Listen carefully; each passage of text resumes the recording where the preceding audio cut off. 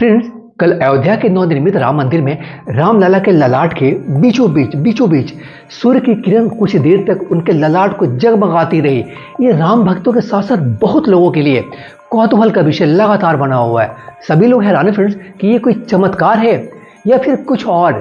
तो आज के इस वीडियो में हम लोग इसी कौतूहल को स्पष्ट करने की कोशिश करेंगे कि इसके पीछे राज क्या है। क्या इसके पीछे कोई साइंटिफिक वर्क्स काम किया और अगर किया ही तो साइंस के पीछे, विज्ञान के पीछे कैसे ईश्वर खुद दिमाग में बसकर करने वालों को आइडिया देते हैं। इसका वीडियो के अंत में एक एग्जाम्पल भी दिया गया है कि कैसे देवी माँ एक विश्व प्रसिद्ध भारतीय मैथमेटिशियन के सपनों में आकर उस कठिन गणित मैथ्स को सॉल्व करा देती थी, जिसके सॉल्व करने में वो असफल होते थे। ये सब कुछ जानेंगे आज के इस वीडियो में। नमस्कार, मैं आशीष शरण और आप देख रहे हैं मेरा यूट्यूब चैनल तारा रानी प्रेडिक्शंस।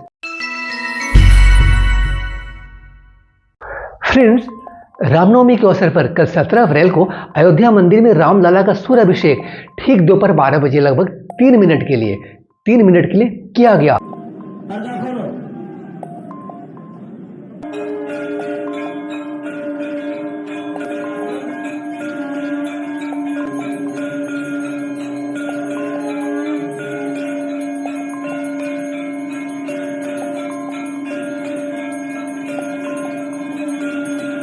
सूर्य तिलक या सूर्य अभिषेक से तात्पर्य किसी खास दिन पर मूर्ति के माथे पर पड़ने वाली सूर्य की किरण से है। तो चूंकि कल रामनवमी थी तो भला कल के दिन से ज्यादा खास और कौन सा दिन हो सकता था।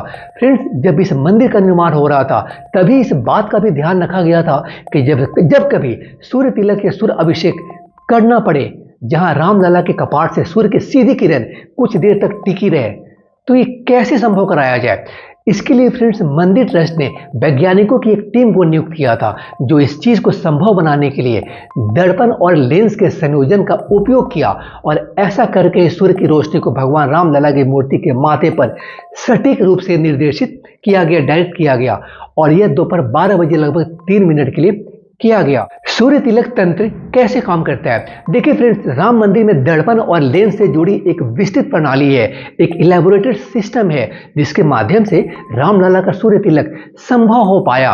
विज्ञान और प्रौद्योगिकी मंत्री मिनिस्टर जितेंद्र सिंह जी, उन्होंने कहा कि रुड़की स्थित CSIR केंद्रीय भवन अनुसंधान संस्थान ने मुख्य मंदिर से संरचनात्मक डिजाइन, सूर्य तिलक तंत्र को डिजाइन करने, मंदिर की नींव की डिजाइन जांच और मुख्य मंदिर के संरचनात्मक स्वास्थ्य की निगरानी में प्रमुख योगदान दिया है। देश के भारतीय खगोल भौतिकी संस्थान यानी Indian institute of astrophysics Bengaluru ने भी सूर्य तिलक के लिए सूर्य की किरणों और मूर्ति की पोजीशन को त्रिकोणित करने के लिए यानी ट्रायंगुलेट करने के लिए तकनीकी सहायता प्रदान की। फ्रेंड्स, इस काम के लिए इनके साथ साथ बेंगलुरु स्थित एक कंपनी है ऑप्टिका, जो सटीक उपकरणों में विशेषज्ञता रखती है।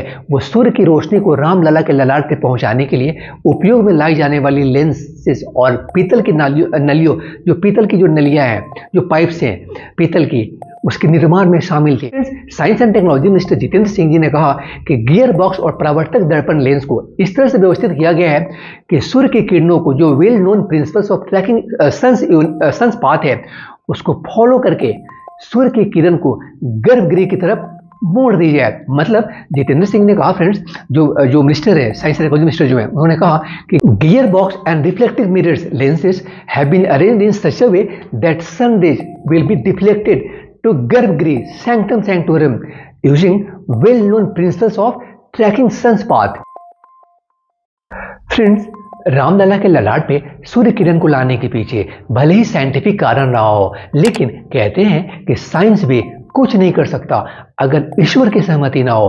फ्रेंड्स, ईश्वर अपना कार्य भी किसी के माइंड में बस करके ही करवाते हैं। इसलिए अगर साइंटिफिक रीजन इसके पीछे है, साइंटिफिक वर्क्स काम किया इसके पीछे, तो इसको संभव बनाने वालों के दिमाग में आइडिया भी ईश्वर ही दिए होंगे कि उनके ललाट पे सूर्य की सीधी किरण कैसे पहुंचाई जा सकती है।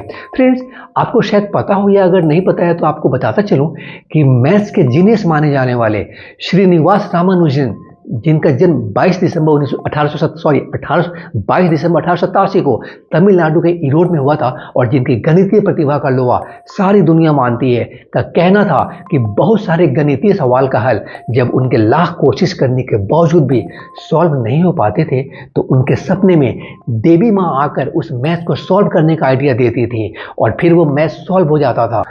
ये बात रामानुजन जी खुद लोगों से कहते थे कि उनके सपनों में देवी नामागिरी आकर उनसे हल करा देती थी उनका मैथ। देवी नामागिरी उनकी कुल देवी थी जिसे उनका परिवार कई पीढ़ियों से मानता आया था। फ्रेंड्स, रामानुजन बहुत कम उम्र से ही असाधारण प्रतिभा का परिचय देने लगे थे। उन्होंने गणित के बहुत से सूत्र रचे। गणित में वो किसी भी सवाल को 100 से भी ज्यादा तरीकों से हल करने में सक्षम थे। आप देख रहे थे मेरा YouTube channel Tara Rani predictions. Tara Arni Predictions is your news and information desk. Stay connected to the channel, friends, for latest news updates and informative videos. Thank you.